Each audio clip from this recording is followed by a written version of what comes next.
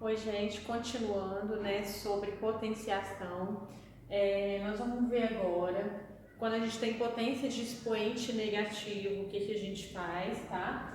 E quando a gente tem potência de expoente fracionário, acontece uma mágica aí, tá? Então vamos lá, ó, potência de expoente negativo, a gente tem que inverter a base e trocar o sinal do expoente. Como assim? Então nós temos aqui um expoente negativo e aqui também nós temos um expoente negativo. Lembrando que expoente é o pequenininho lá de cima. Então, quando o pequenininho é negativo, a gente tem que inverter a nossa base e trocar o sinal dele. Aí ele vai ficar positivo. Então, como que eu faço isso?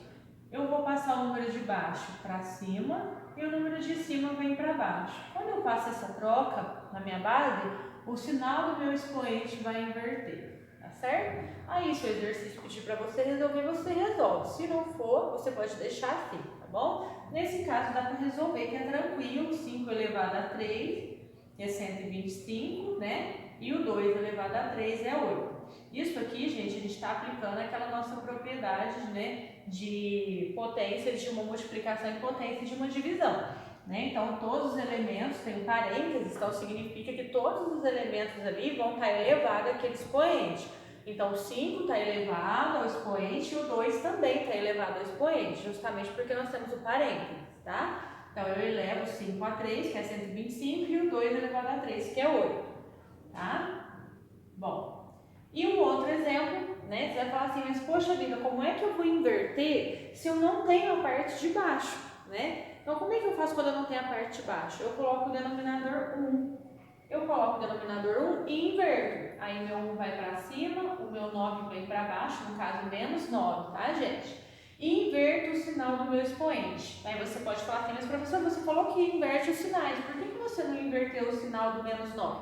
Porque inverte o sinal apenas do expoente. Então, quando eu faço essa troca, o número de baixo vai para cima e o número de cima vem para baixo, isso não muda o sinal, só troca a posição dos números, o sinal não muda. O único sinal que muda quando eu faço essa inversão de posições aí na base é o do expoente, tá certo?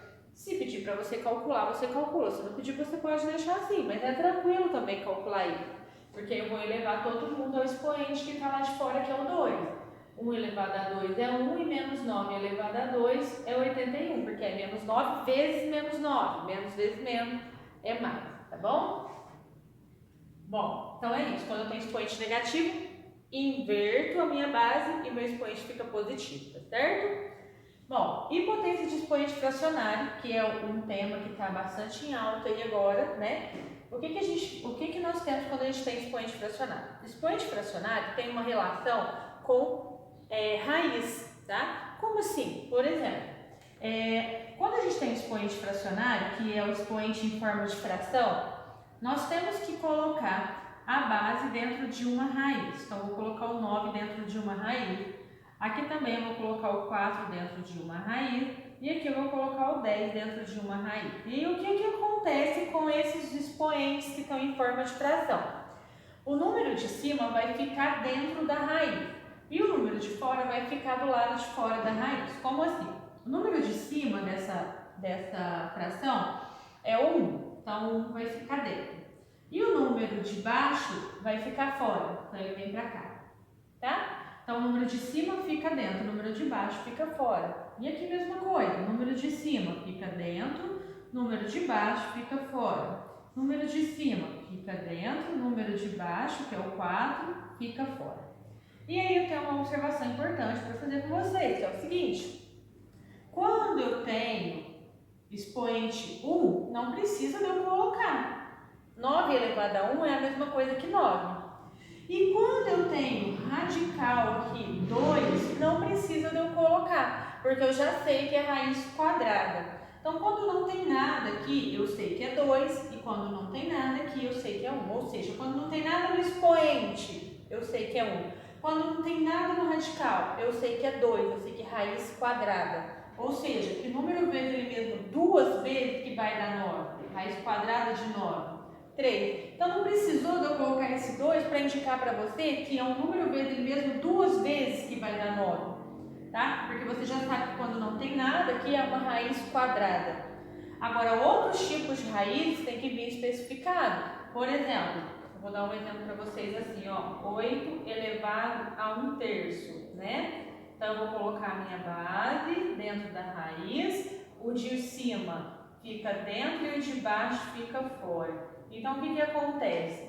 Eu tenho aqui, né, uma raiz cúbica de 8 elevado a 1. 8 elevado a 1 é 8, não precisa de eu colocar 1 aqui. E quando não é o radical 2, eu tenho que colocar, é obrigatório, porque se eu não coloco, vai dar a impressão que é raiz quadrada, e não é raiz quadrada, é raiz cúbica de 8. Que número vezes ele mesmo, 3 vezes que vai dar 8, é o 2, né? Então, raiz cúbica de 8 é 2. Porque 2 vezes 2 vezes 2 dá 8, tá?